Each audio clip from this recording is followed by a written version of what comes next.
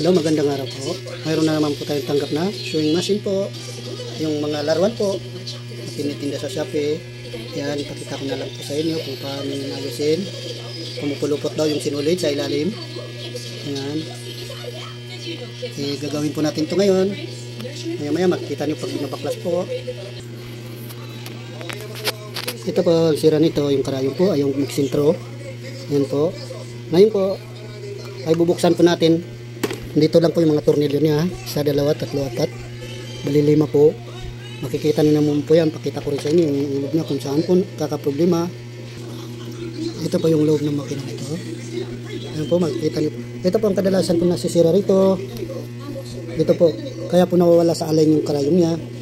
Ayan. Ayan po ang ayusin natin. Nandito naman yung adjustan niya. Itong tornilyo na to. Ito. Yan ang adjustan po. Para pumantay yung karayong ito. Tapos, ito po bubuksan din po natin dito sa loob. Para pumatiming na siya ng maayos. Yan. Yan po. Ito po, timing ito. Kailangan po nakasumpit dito ng maayos.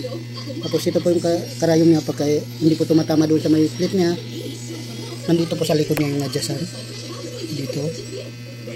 Para tumulak doon at saka mabantid. Yan na lang po. Hindi ko na po pahabayin yung video kasi sobra-sobra na po to.